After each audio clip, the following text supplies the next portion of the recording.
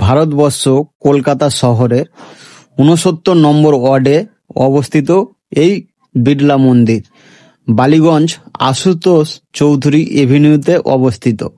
এটি একটি হিন্দু মন্দির যা শিল্পপতি বিড়লা পরিবার দ্বারা নির্মিত করা হয়েছে। এটি রাম এবং কৃষ্ণের মতন বিষ্ণু অবতারের উদ্দেশ্যে এই মন্দিরটি উৎসর্গ করা হয়েছে। এই মন্দিরটি সকাল ৫টা ৩০ থেকে ১১টা পর্যন্ত এবং সন্ধ্যা ৪টে ৩০ থেকে রাত ৯টা পর্যন্ত খোলা থাকে। কৃষ্ণের জন্মদিনে জন্মাষ্টমীতে ভক্তরা দূর দূরান্ত থেকে দেবতার প্রতি শ্রদ্ধা জানাতে আসে এখানে। এই বিড়লা মন্দিরের নির্মাণ কার্য শুরু হয়েছিল ১৯৭০ সালে।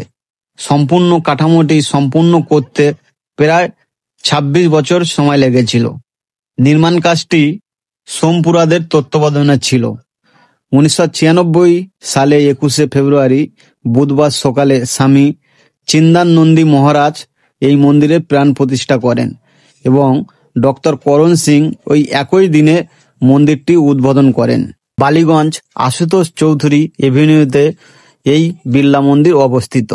এটি লক্ষ্মীনারায়ণ মন্দির নামেও পরিচিত। বিড়লা মন্দিরের নিকটতম মেট্রো স্টেশন হলো যতীন দাস পার্ক এবং ভিআইপি বাজার, এবং এটি দমদম কলকাতা বিমানবন্দর থেকে প্রায় ১৬ কিলোমিটার দূরে অবস্থিত এবং শিয়ালদা রেল স্টেশন থেকে ৫ কিলোমিটার দূরে অবস্থিত। এগুলি ছাড়াও আপনি কলকাতার বিভিন্ন স্থান থেকে বাস, ট্রাম, ট্যাক্সি ইত্যাদি করে এই মন্দিরে পৌঁছাতে পারেন। এছাড়াও বালিগঞ্জ স্টেশন থেকে আপনি বাস, অটো কিংবা ট্রামে করে এই মন্দিরে পৌঁছে যেতে পারেন।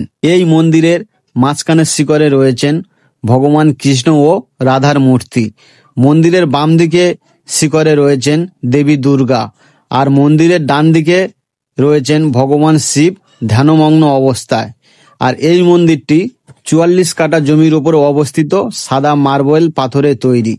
এই মন্দিরটি ভুবনেশ্বর বিখ্যাত লিঙ্গরাজ মন্দিরের সাথে সাদৃশ্যপূর্ণ। বিড়লা মন্দিরের পাথরের খোদাইও ভগবত গীতার ধর্মগ্রন্থে বিচিত্র কিছু তথ্য এবং রাজস্থানী মন্দিরের স্থাপত্য রয়েছে।